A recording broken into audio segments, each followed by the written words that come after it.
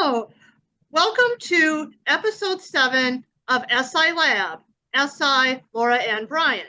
And today we have two wonderful guests. We've got Kim and we've got Ricardo, and both of them are FeSi. So we're going to be talking about how SI combines with FE and kind of looking at that side, because honestly, a lot of my previous guests have been TE saviors, so it's kind of nice to contrast with FE saviors. So I will start by having Kim and Ricardo introduce themselves. Tell us a little bit about your full 512 OPS type, how you got into OPS, and anything else of interest we should know. All right, who wants to start? Ladies first. I don't know. No, I'm gonna ask her the first hard question. So Ricardo, you get to go first. Okay. So my name is Ricardo. I'm from Toronto, Canada. I am an FESI blast, play, consume, sleep, and I believe archetype 2. And yeah, how I got into OPS, I just saw Dave and Shan's video one day, and I'm like, what are they talking about? What language is this? What is demons and saviors? And I'm like, okay, this is like an MBTI thing. And I just thought this is very interesting. And that was like maybe about a year ago, but I was pretty much into MBTI for the past, I would say 15 to 20 years. So it's a good kind of like pre-introduction to my interest of psychology. Wonderful. Awesome. I'm Kim. I live in Las Vegas, and my full type is exactly the same: double feminine, FESI, blast, play, consume, sleep, blast, number 2. So right, twin. So we've got two identical. So that's going to bring us to another thing. We have two type twins on here, same 512, same social type. So that will be really interesting as well to compare and contrast them, as well as comparing and contrasting that to SITE saviors. So really glad to have both of you on, and I'm gonna give the mic to Brian. And all right. By the way, blast, play, consume, sleep. I kind of like that. It sounds a little familiar to me. Yeah. So there you go. Nice. Okay, so what we want to do is, like Laura mentioned in this episode series so far, we're in episode 7. We've had a lot of TE flavor to it. So it's time to balance that out with 2 FE blasters and to get the lay of the land. So to start off with, I just thought we might ask some questions about FE, because honestly, it's in a spot in my grant stack, and I've admitted many times that it's the function I understand the least. But yet at the same time, there seems to be a lot of overlap with some of the conversations I've had with folks who have it. So thought it would be good to just start with that. So Kim, I said you'd get the first hard question. Hopefully it's not too hard. If you were to describe FE, the cognitive function, to somebody like a grandparent or whomever you choose that's never heard that before, you're at a coffee shop and, hey, let me tell you about this function that I have, and it's a big part of understanding me and me processing the world, what would you say? I would say first that the feeling is just the realm of emotions, but also preferences, priorities, all these sorts of things. So not just emotions. So if you're a feeler, not just like an emotional person, because we all are. And FE specifically, extroverted feeling, it really is almost a slave to the spectrum of emotions in the tribe. So whereas introverted feeling is a little bit more of a slave to the internal landscape only, not that, there's no crossover. But I would say that how I kind of conceptualize it is, me as a person with FE, I have like a deck of cards that has all of these different emotions on it, going from hot to cold, just hundreds of emotions, honestly. They're all minutely different. And when I enter a situation with another person, instantly what I'm doing is I'm kind of taking their temperature and feeling their vibe. And say it's someone that I'm trying to get to know, I'm instantly going to want to ask, like, what do you like? What kind of music do you like? What's your job? Do you like your job? What's your experiences? And if it's a group, then I'm kind of more interested in, what the general feeling is of the group. And then my mind selects a card to play to either match up to the vibe, to connect with them, or if the situation is more appropriate not to to, you know, maybe provide like a feeling that foils the feeling in the room or something, I'm going to select that card. But that's not to say that I don't have emotions underneath, because at least in my experience, my deep down FI emotions are very strong. I just bottle them up in that moment and overlay it with another more appropriate for that moment card, and then deal with my own deep down emotions later. But and also want to note too that in that moment, it's not a fake emotion. It's still a real emotion that I'm assuming. So what I think that FE really is doing is using emotions as tools and as currency, in the same way that I believe TEs, you know, use logic and real tools or whatever. You know, I don't know. You guys can obviously talk about that later, but we use, as FEs, we use, you know, our facial expressions and our vibes and as the currency, and compliments and these sorts of things. These are currency for us and tools for us to get the job done. So that's how I see FE. Yeah, very good, Ricardo. You're gonna need to compliment that. And she set the bar high, man. That's a great explanation. Yeah. So, like, what sticks out to me is the kind of a deck of cards, like an ensemble of different things, and you kind of like matching what you see out in the midst beyond yourself, and it's real emotions inside. So that's a real good operational definition that helps me to have some texture and better understanding, I think. So yeah, and I think what I found it interesting is that you mentioned about, like, your emotions are not fake, although they might be used as a tool, because that's a common myth that I see about FE, especially from those with FI. You know, they want to think that FE's emotions are fake. Right, or that you don't know what emotions actually are, which I don't know, maybe other people have that experience. And I FI for a long time because my emotions are very clear and very strong, but I am able to push through that in the moment to assume an emotion that is genuine most of the time, because I'm also a performer, so I can. Really? Yeah. What kind of performance do you do? Well, I do all of it. I don't sing, but I do everything else. Primarily my performance would be dancing or speaking. I haven't done anything performative lately, so don't take from here on out you're going to be like, she must be a good speaker. No, I'm severely under practiced right now, but in the past, I've danced my whole life. I have like an English degree. I studied rhetoric. You know, I do a lot of performance, and I have also done a lot of, I guess, convincing lying, but that's not generally what I would do. Oh boy, emotion. So well, I won't go there. What about you? Okay, so good. So we also want to ask you to perform live here, of course. Okay, so we ask you hard questions, but we're not going to ask you to perform. Now, Ricardo, however, you know, you might want to. I don't know, given what your background is. But so anyway, compliment that. Go ahead and add to it. Maybe add a little different flavors. How would you describe it to a grandparent or someone? Well, first of all, Kim, you are a good speaker. So I don't know what you're talking about. You're a very good speaker. Thank you.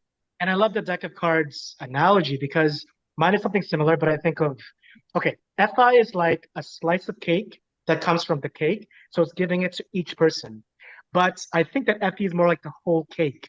That's what it is. And it's the whole emotion, all the ingredients. So FI is like giving a piece of yourself, as in FA is like, here, everybody, take the whole cake, and this is who I am. And I think FE is like a familiar vibe. You know, when it's Christmas time and you're like, oh, this is just like the best setting, or you get you smell something, you're like, oh, that smells familiar. That's kind of like what FE is to me.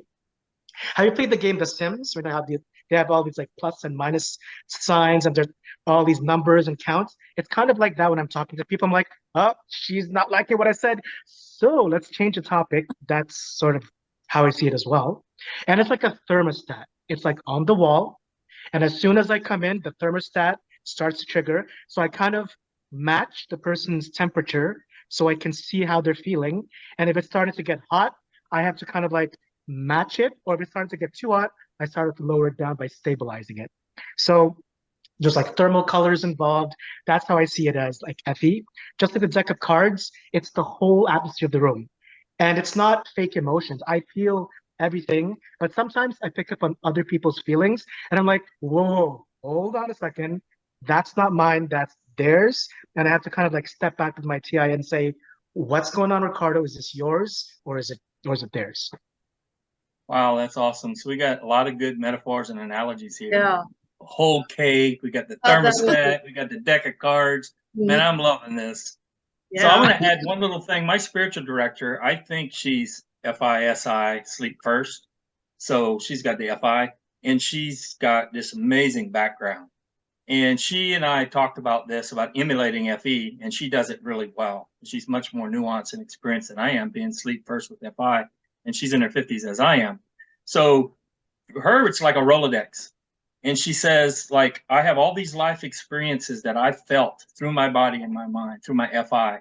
And they're so substantial at this point that I can kind of match, like you guys are saying, and kind of emulate an FE-like response and actually feel it and think it simultaneously. Whereas myself, it would be all cognitive because my body's not as nuanced yet. All I'm getting there. But so anyway, so that kind of, between you guys' analogies and metaphors and that, it really adds a lot of texture, I think, to the explanation of how FE actually works. So thank you I guys. just kind of want to ask one thing, Ricardo, when you talked about like the whole cake versus a slice of the cake. I mean, do you find that those with FI, like you feel like maybe they're not really showing all their emotions, they're kind of hiding more, they're more selective about how they're expressing themselves?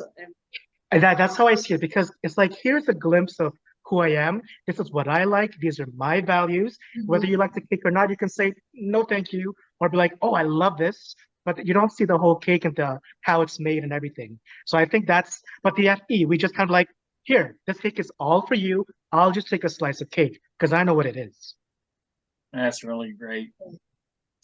I think you guys given some fantastic answers for the first question. So I'm going to go to question 2 now. And Ricardo, you get to go first. Okay. One, right? And then Kim, we'll balance it out. So give us an example of the use of your FE and SI together in your job. Whatever you do, just kind of describe it briefly and say how it works together for you and that blast in your life. Okay, so with the FESI blast, I'm a special ed teacher in a primary school. And so that's a loaded thing altogether. But I find my FE as a shepherding thing and my SI as a defending thing. And so when you combine FE and SI, it's a defending shepherd. And so what happens is when I work with these students, there's like behaviors that I memorize and know from the past or present. And I'm like, I've worked with this kid before, or I've worked with this person before. I know this familiar vibe. So once SI starts kicking in, it's like, remember the attitude, how you dealt with it. And so I learn how to like either stabilize. I'm not sure about you, Kim, but I like to stabilize and equalize everywhere I go. When there's like arguments or people getting upset, I'm like, I try to kind of step back or help if I can. So I find strategies to stabilize. And I find like people are like templates. So I can't describe it, but my SA kind of like, it's a Rolodex. It's exactly what it is. I have Rolodex of people in my mind with their emotions and feelings. And so when I meet a new person, I open this Rolodex of FESI and think, it's that person. That's how I should talk to this person. And then suddenly they're like, I feel like I know you now, or like we're best friends and we just talk for 5 minutes. Because I'm like, I'm using my FESI, blast and play, because I've played this before. I remember speaking the same words. So in my workplace, when a student is aggressive or upset or just out of control emotionally, I like to just use these FESI templates to neutralize, stabilize, and just ground them so that the thermostat is just slowly coming to like a calm. Yeah, neutralize and stabilize and the thermostat, all those are blending together real nicely to And the Rolodex too. Rolodex and the deck of cards. So we got some great tools here. And I guess it sounds like your body and your brain together and your FESI fit really well to your career. That would be particularly helpful on what you're working with and the folks you're working with. Mm-hmm. Yeah, I like to keep a schedule, but also try to keep the people happy and just keep a schedule as well. So I'm not like loosey-goosey, or I'm not like emotionally unstable. I try to keep those in check, but then I have to spend time by myself and talk to my TI and be like, are you okay? Are you hungry? Did you forget to eat? Did you use the washroom? So I have to step back sometimes. I'm like, oh, I forgot my needs. I'm worrying about everybody else except mine. Yeah. I could see that maybe being the case. But again, neutralize and stabilize versus the typical term is harmonize, right? And they're very first cousin terms with each other, right? So I can see all those working together nicely. But in your environment, neutralizing and stabilizing might take on a premium, it sounds like. And I'm Big time. thinking too with the high play, like it would help you adapt to the, individual needs of the person kind of in the moment and, kind of as you're going along and Yeah, split-second adapting on your decision beat. right Yeah. away. Mhm. Yeah. Kimberly, take it away. Same question. That was that was really interesting, and also kind of a different perspective from me. So I didn't really identify with blast at all until I was typed. I thought I was probably blast actually. And because what I do generally is a lot of what I do is art, and then I do some really SI stuff as well. So I have an English degree, minor in dance, and then I became a paralegal. So that's super SI, obviously, but I didn't really feel fulfilled by doing that. So then I was a stay-at-home mom for a while. I've done a lot of volunteer teaching, yoga, dance, primary kids in church or whatever. I've done like a lot of teaching just for free mostly. And then now what I do is like brand strategy and identity design work. So all of this, I don't know, I was kind of thinking, I'm like, I don't do blast, but when I really thought about it, blast is present, very much present in all of that. It's just not the type of blast that Dave and Shan are talking about. So for me, the way that I see it really show up, it really depends on which job we're talking about here, because I've kind of had a few different ones. But for all of it, it really shows up with trying to connect with people through systems. So even creativity requires an underlying system. Like you can create a piece of artwork. I paint, I kind of do all the art stuff. So you can produce something that's just from your soul, but oftentimes you just have to get lucky if someone connects with it. If you want to like produce something that really connects with people, you have to follow certain rules, if you will, and then learn how to break them, how to be different with them. So let's just take maybe two different examples. Let's take law and writing and that sort of logical thing, which I have done. You still need, you obviously need a framework. This one's really obvious, the SI. But the FE comes in where if you want to be like really connecting with people. So it depends, I guess, on what type of law you're doing. But if you're in the courtroom, especially, or when you're interacting with your clients, there needs to be emotional interaction. Otherwise, it's not sold to them. Mm-hmm. So same thing with marketing, which I do right now. Emotion is absolutely key. So if you can't understand the emotion, the emotional state, what people want, what people desire, what they're afraid of, it's going to be incredibly hard to connect to them and to sell whatever it is, whether it's, you're trying to convince somebody of guilt, that's, classic thing in law, or if you're trying to convince someone to buy something, you need to appeal to their emotions. And that's pretty generally accepted. But also you need the framework of how to do that. So I kind of think of like the Matthew McConaughey video that Dave and Shan did, really good example of this, of using the emotions as you go down the framework, down the story. And then throwing in things like, and this lends to like creativity as well, rhetorical flowers, poetic devices, things like that. Those things are SI. It's studying how you're persuading. So, I mean, I guess I should say my English degree was in rhetoric. So it wasn't just like literature. I was studying persuasion. And there is a system to it, which if you're able to tap into, you can be very effective. And if you're not tapping into it, you're not. So I don't really see, it's like, I can't wait to hear what you guys say about the TE-FE switch, because in my mind, I don't know how I could possibly sell something to somebody, whether it's an idea, whether it's my own artistic expression, without knowing somewhat of the system of how I'm doing it and to be effective. And this is coming from somebody who, in my mind, I'm all about breaking the rules. I hate rules. I think I do, but when I really stopped to think about, am I a blaster? I really realized I actually conform to a lot of frameworks, a lot of rules, a lot of SI is actually present in something that looks very creative and very fluid and very loosey-goosey a lot of the time, because a lot of what I do really is kind of out there. So that's wonderful. I'm going to feed this back to you. Of course, an acronym, right, Laura? So right. I heard systems, templates, interactive, and connect. And over that arc stick, STIC, there's the feelings that are constantly mapping to it. So it sounds like whether it's branding or performance or whatever you're doing, that's a consistent framework methodology that you're using. Is that a good way to summarize it? So yeah, so the S is for systems. What was the T? Templates. So systems, templates, interactions. Interactive. Oh, interactive, and then connect. And all of it's for the sake of connecting with feelings. Yeah, Oh, Absolutely. Did you just come up with that acronym? he did. I listen to words and my mind just He throws just them does out. that on the spot. I mean, it's impressive. It's like Wow. TSI I think maybe. Yeah. I don't know. Yeah, that's my thing. impressed.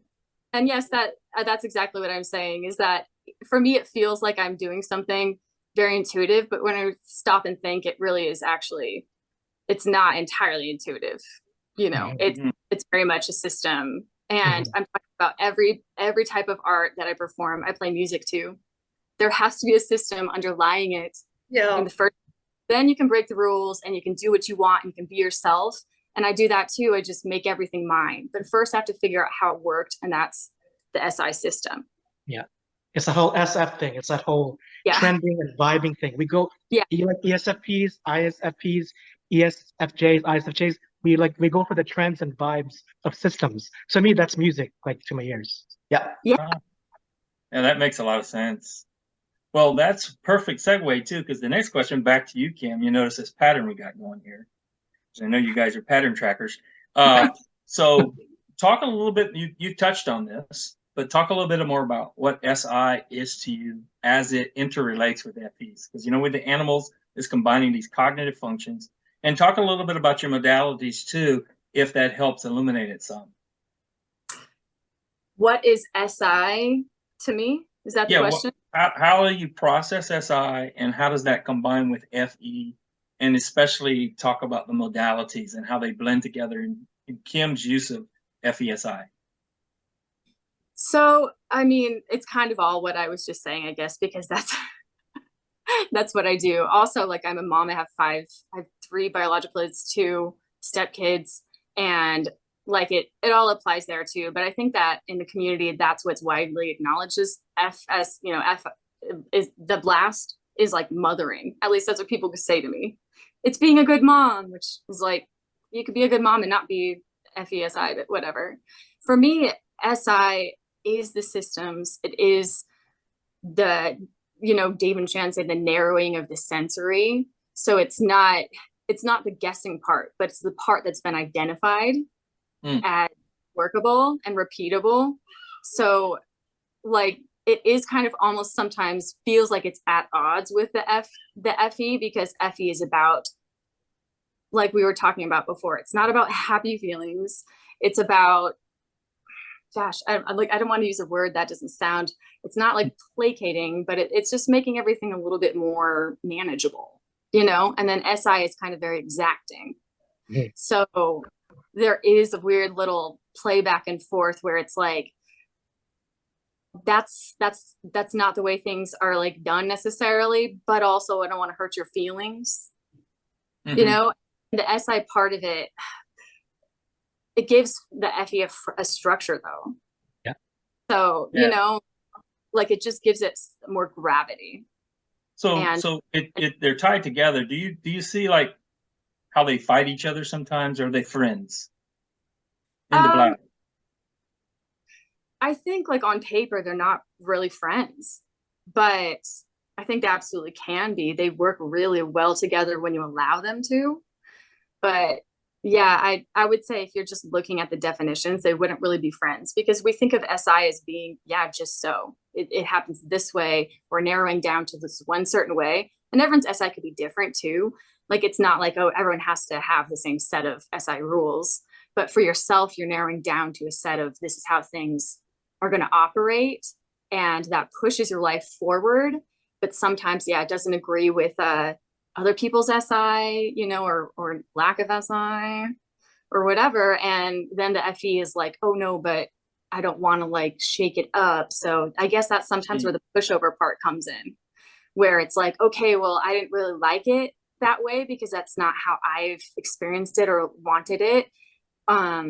to go down, but I like, and I don't see it as I have to bend to you, but to me, it feels like I'm going to be happy no matter what because I can hold more than one emotion. So I'll just let you have your way. So there is, comes across sometimes to some people, I guess, as people pleasing, but also having your very own sense of what is the most narrowed down best way of doing it from your own experience.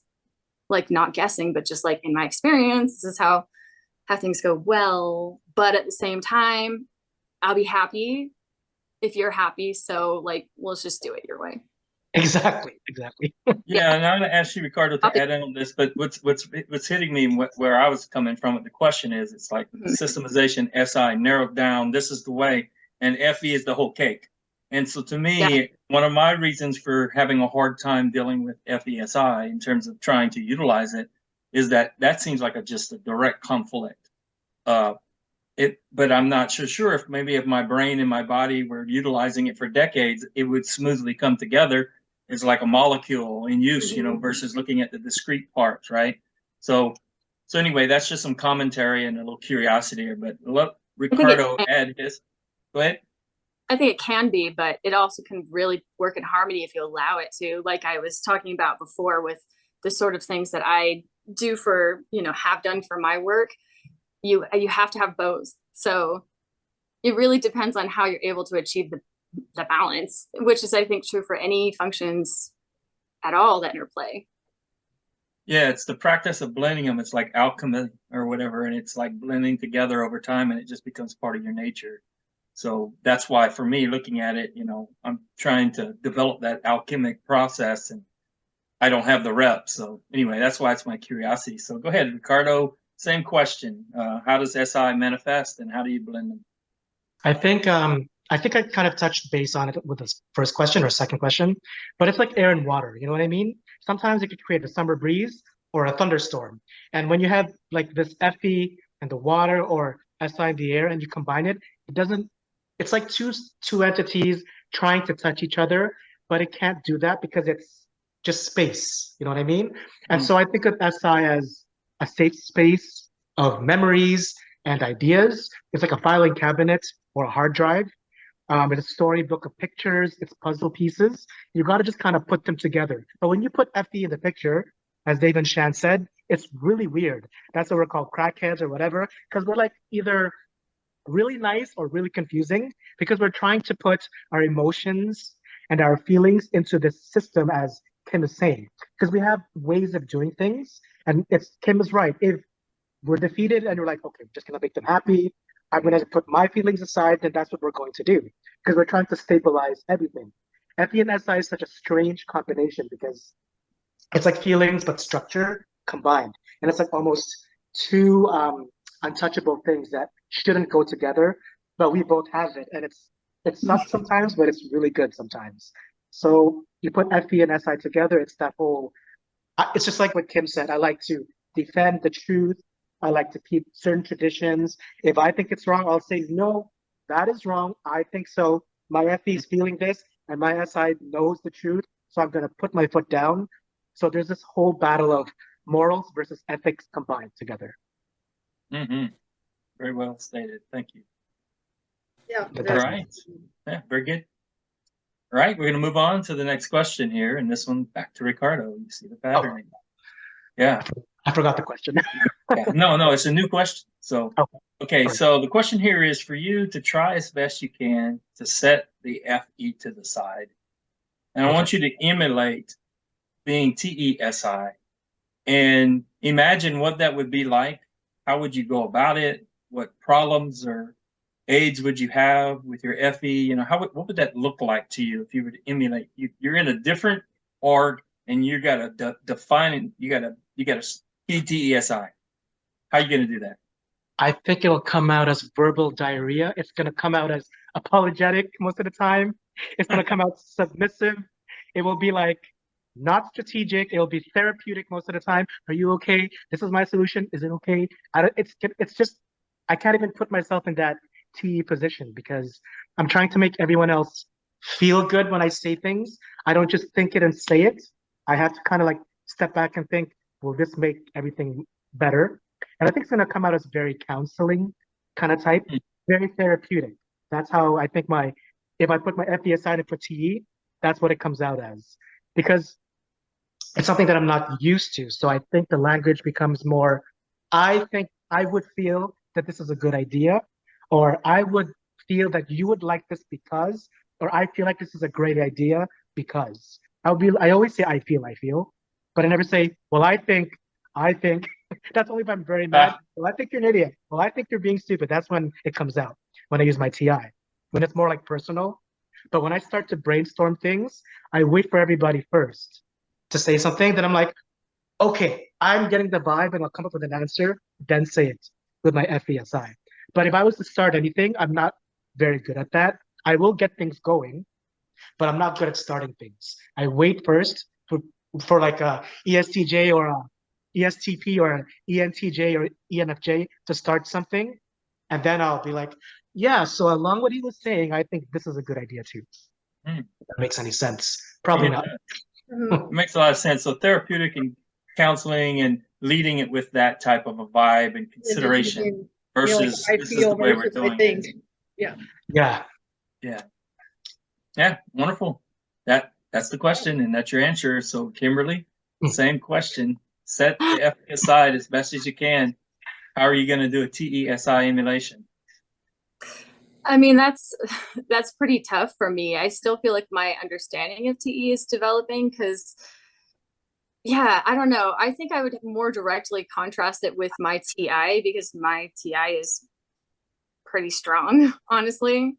So for me, I just feel like I don't need us to have the same opinions about things. And I used to think that was TE. I thought that I had TE because I have my separate opinions, and that's like more personal. I don't need you to have the same logic or opinions. You can all have different truths.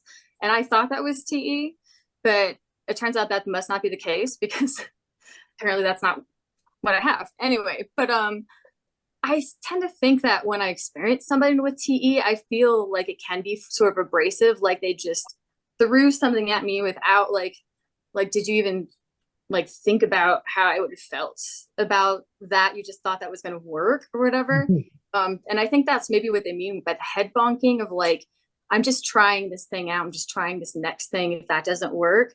And so I'm like, how would I do that? It's hard for me to think of that because I feel like I'm going to do it my way, or I'm just going to respect that we're just not going to do it together.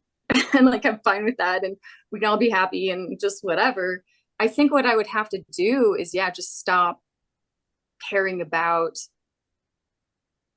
how you're going to feel about what I'm going to do in a sense. I don't know.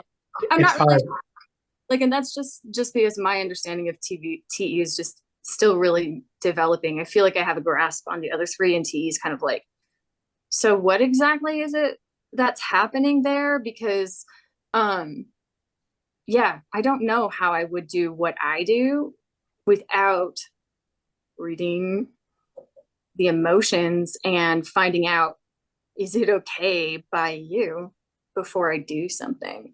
Does that make sense? Where I feel like with TEs, it's not so much that, and I can be completely wrong. Please tell me if I am, because, for the sake of education, it's not as much like, are you going to care emotionally? Am I going to, am I going to hurt you? Am I going to make you happy or whatever? It's more like, is this going to work?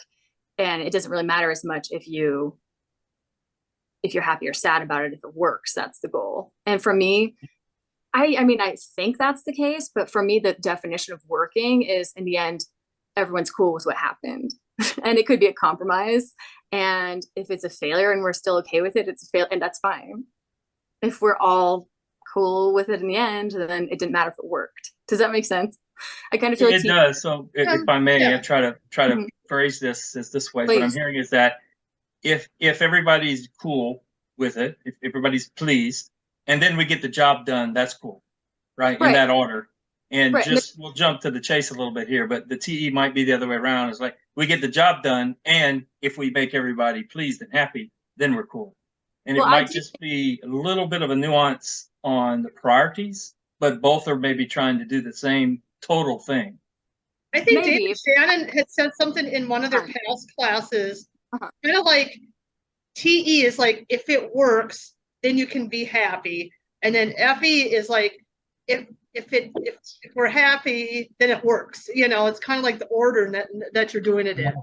Yeah, I think you're right about that. And I don't deal with things where there's a right and wrong. Like I avoid those sorts of situations and that type of work where there's only one solution. So I'm not trying to make a mechanical thing work. Do you know what I mean? I'm trying to work with people. And so for me, I don't really encounter that situation very much where it mattered more that it got done before, you know, like for me, my work is if everyone is cool with it and then the job was done. But I certainly have to have the job done because I also am a number two. So that job better be done and it better be done well. But the definition of jobs that I take on, I don't take on those jobs where it has to be done in it, I think in a TE way.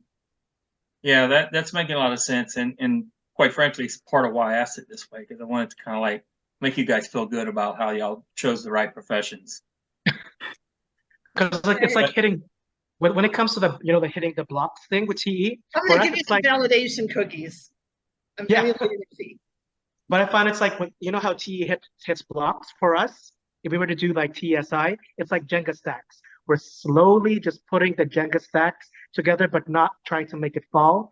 Or we're like getting the parts of the machine and putting it to the whole machine. But you guys are like, here are the parts, put it in.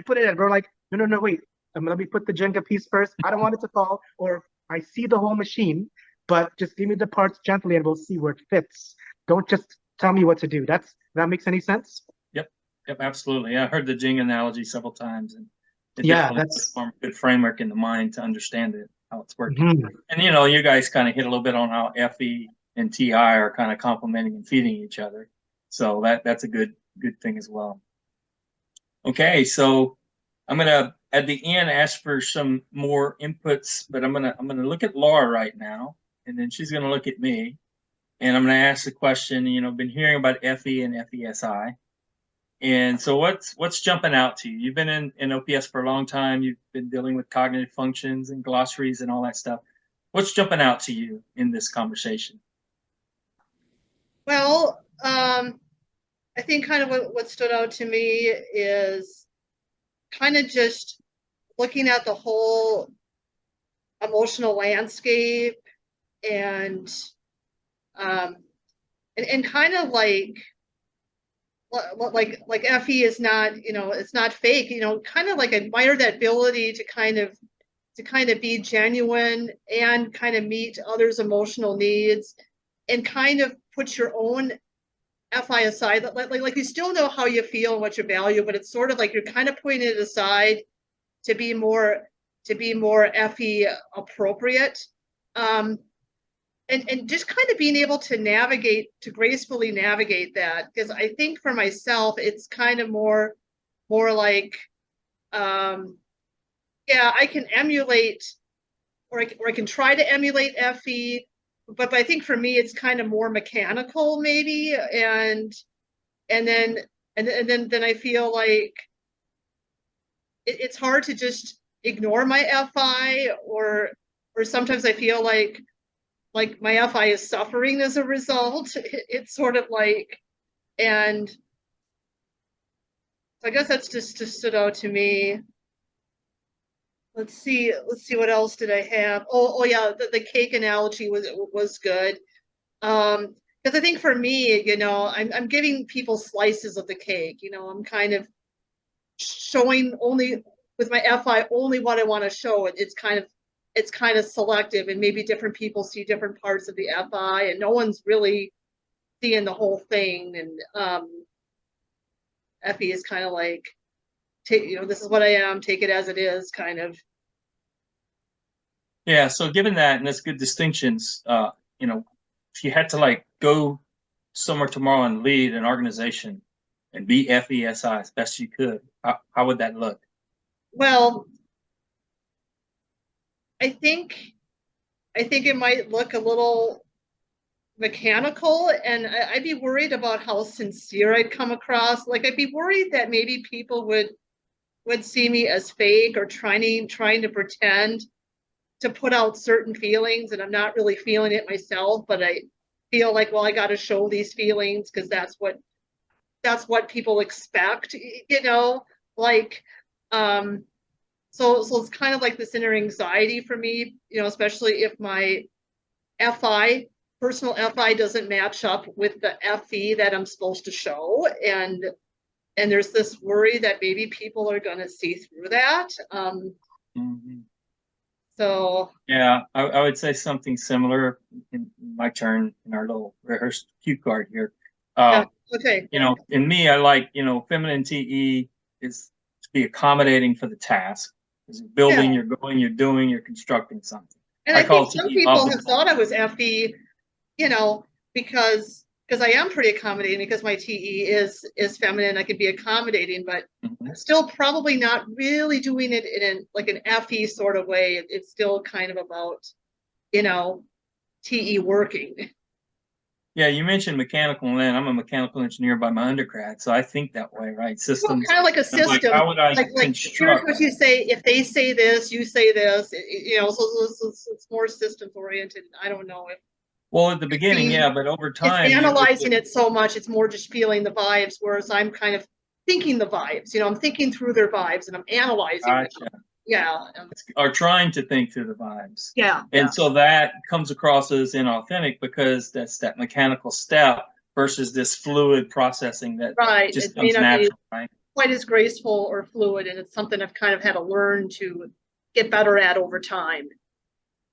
Yeah, and so my hacking of FE is, like I said, accommodating TE. There's lots of different ways to do this, but we're going to be very insistent that it's logical and reasoning are stout. It's just we're going to listen to everybody and accommodate. And then my masculine FI, my highest value is the platinum rule, which is treat people the way you think they would want to be treated. So that gives me like a thought process to how to emulate it. But the body part and the fluid part, and that's kind of how I emulate that too. You know, very much it's like treat others the way you want to be treated. But then that's still kind of coming from your own FI. Is it really FE? Because FE would just maybe be looking more right at what other people are feeling, and they're not filtering it through their own values first. Yeah, that's exactly right. And so for me, it'd be sometimes I could construct it. Kind of leads to errors, because you know you think you know and you don't know, because right. So it'd be kind of structural, not fluid, not natural, maybe come across as inauthentic, even though the mind is trying to do all the right things, but the body and the mind together aren't fluid. So that would be the risk of trying to do that. Yeah, and of course, you know, we mean well too. It's just we're coming at it from a different set of cognitive skills and body participation. And to me, that's the problem. The body feels. It's kind of interesting that you mentioned the body. You know, you tie it into the body, because I wasn't. Yeah, and I think in an FE user, thinking as much about the body side of it. I was thinking about, you know, emotions versus mind and going back and forth between those, but less so the body. Right. And so what I've heard a lot of FE folks tell me over the years is they can almost like absorb the atmosphere. And it's the outside atmospheric moods and harmony and all that becomes theirs. So they have two motivations to qualm the seam, so to speak. One is cognitive, because the cognitive function, FE, wants to bring harmony, neutralization, stabilization in some of the terms. But the body also wants to be quieted too, because it feels consternation inside. So there's the body and the brain are both working, and over reps, over long time, you get really good at blending that all together and making it natural and smooth versus herky and jerky, like when myself and Laura might try to do it. That's kind of my way of summarizing it. Is that making sense? Oh, it makes perfect sense. Yeah. Anything else you wanted to say about like emulation of FESI? When you try to do it? Yeah. Okay, well, we're coming to the end of our interview here. I just want to open up the floor to Kimberly first, and then Ricardo, to anything that you'd like the listening audience to know about FESI BLAST that maybe we haven't covered, or summarize it in any way you might feel fitting, just to kind of illuminate what it is and what it's not to anybody listening. I don't know. I guess as like an emotions dealer, right? I can tell you though that if you're trying to emulate FE and you're afraid of it coming across like inauthentic, I don't have that experience a whole lot. Like the more you do it, you try to tap into other people's emotions and how they respond back to you, like it becomes more and more natural. And I do think it's an excellent, not the only way, but a really great way to connect with people. Certainly it's not, it can be, but it's not generally fake. So if you also feel like, you know, you're dealing with an FE and they're being fake with you, just ask, you know? Oh, really? Because on the underside for me, like, I don't necessarily want to share. Like, I am very private about my inner emotions. And hopefully I'm not in a position where I, you know, like I'm not feeling depressed, which happens to me a lot, you know? If I am, I don't want to share that with someone. But if someone were to ever say to me, which never happens, by the way, to me, say to me, I can feel there's something else going on here, that would really be really touching for me. Like I would actually really be happy that somebody cared about my inner state as much as I cared about. I mean, I guess like the question, if that happened, where somebody were to say that to you, I mean, would you open up more to them, or would you be taken off guard, like, oh, this person's trying to read my mind, and I don't know if I want to. If I really had something going on, and I'm like, you could actually tell, then yeah, I feel like I'm pretty decent at telling whether or not someone else is being genuine. So if it's like I'm totally fine, and they're like, oh, I feel like you're not, then that would be it. Annoying. But if I really was holding something in and they asked me, I feel like there's something going on under the surface or whatever, I would feel like really honored, honestly, that they took the time, because I personally haven't experienced that very often. And maybe I'm just too good at, you know, overlaying the emotions on top of each other. Because at home, like if you know me when I'm at home, I'm like Wednesday Addams, like TI. I'm like TI at home. Do you know what I mean? I'm not like always happy, and I'm not like really a bubbly person. I think no one who knows me thinks I'm bubbly in the first place. But yeah, if someone really wanted to know the real authentic me and they made that aware to me, I would probably be way more willing to open up, because I don't want to just like, you know, dump on someone who's unwilling. Or has somebody else to speak up on behalf of what's going on inside of you versus you doing it to the other person all the time, right? Isn't their responsibility. Okay, so well, maybe it is, and you just don't expect that. But when you get it, it's very honoring, as you're saying. So it's a lesson for anybody listening to all these FE people out there that are looking out for you. Bust through and inquire about them. Yeah, especially if you find someone who's in a caretaking role, because I think that people who are in a caretaking role often are also people who suffer, and that's why they want to help you, because they understand. Yes. You know, and I think that's important to understand, because especially, like, I'm not trying to call it Dave and Shan, but they just clearly don't really understand FE, and like they just say a lot of things that are like, what? Like, to me anyway. And I've talked to other FEs, and they're also like, yeah, they just don't get it, and that's okay. But like, don't take everything that they're saying to be true. It's not fake, it's not shallow, it's not inauthentic. It's very authentic when you're with an FE. Like, they really want, you know, they are feeling what they're feeling, but they also, if you can tell, they hide something else under. Yeah, let them know that you care, because like, we're all humans. Like, we're all just people. Yeah. We're all just feelers. That's all we are. Well, I wouldn't go that far, but yeah, I get your point. But you're right. Everything at the end of the day is like there's some kind of dopamine or neurochemical hit or something that's feeling oriented. That's the end prize, right? So in that sense, we're all feelers, regardless of how we get to that end state, right? So yeah, so like it's not fake because your brain is processing it, your body's feeling it, and they're both engaging it fully. So it might not come across that way to some people that aren't nuanced like myself, but your experience is 100% authentic. And then, you know, we get used to seeing you guys express concerns for other people, especially in certain contexts. The challenge or the encouragement here is to reciprocate that. to folks that maybe are on the wrong end of the stick too often. Right, and who maybe don't have great boundaries. So that's another thing with FEs, I think. Gotcha. Exactly. Right, Ricardo, what do you got to add? Anything that sticks out to you that you want to summarize or add distinction? Well, first of all, I think it's pretty cool that you have a male and female twin type, so you get like double perspective with the genders and as well as twin types. So that's pretty cool. But I think Kim pretty much has expressed it very eloquently about FE. It's either a shepherding thing or a hosting thing. Whether you're blast first or play first, you're either shepherding to the people or you're hosting to the people with nurture and care. And it's true. I think it's an EJ thing. We want love and connection from everybody. And so we kind of don't show it. We're not trying to say, love me, love me. We're kind of like, by showing to people that we love you, we want you to kind of reciprocate it back. And I know what Kim is trying to say, because we get caught off guard if somebody says, are you okay?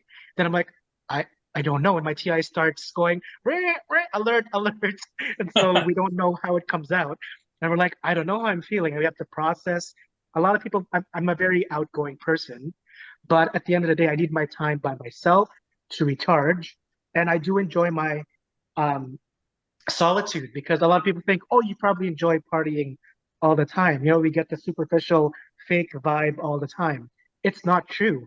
We are trying to make sure that the world is okay. So when we go back to our own shell, we're going to be okay too. But I think younger ESFJs forget to take care of themselves. But I think Kim and I have reached a stage where we're trying to take care of more of our emotions and thoughts combined so we can recharge the next day and love for others, and then they'll start to reciprocate as well. So yeah, that's what I'm getting from this whole. And what I want people to know about FE, it's true, Dave and Shan, it's sort of touching base, but they're not using the right words and vibes to explain what FE is. It's just this whole thing altogether where you have to be an FE to understand, and they need somebody like FE Savior in their team, so they can kind of like just put the ideas all together all at once. Yeah, that's a really good point. You can imagine how difficult it is for them to understand FESI Blast, because they don't have FE or SI.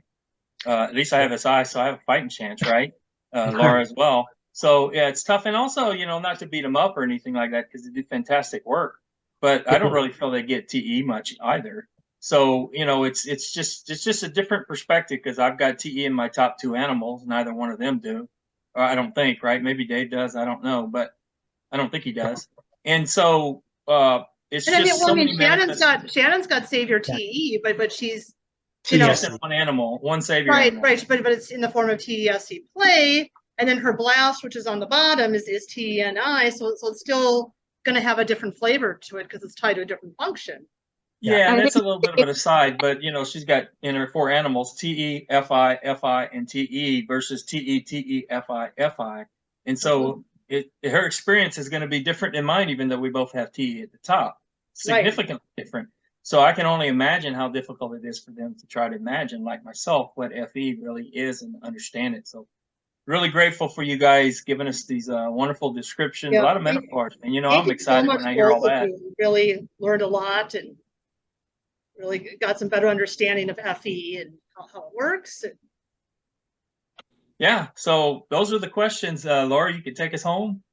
Okay, well, I just want to thank Kim and Ricardo so much for coming on as guests and giving the much needed FE perspective on our show, and kind of showing how FE and SI can smoothly work together as a unit to bring harmony to situations and to relate better to other people. I think it's a much needed skill. It's one that I greatly admire. So thanks again for coming. And just to give you a sneak preview on our next SI Lab episode number 8, we'll be talking about SI Demon. So we'll be bringing in a couple guests that have Demon SI, and we'll contrast it with Savior SI. So stay tuned for that. If you like, and I think they both agreed, Griff and Ashley, both agreed to be our guests there. So we can announce that they're the ones that are going to be helping us with shining the light on SI Demon. Both are ENFPs, so both are lead any's, SIs are bottom functions. So Yeah, that be should be a lot of prepared fun. for some SI freakouts. Yep. Yeah. All right. Excellent. Thank you, guys. Yep. Thank you for having us. Thank you again.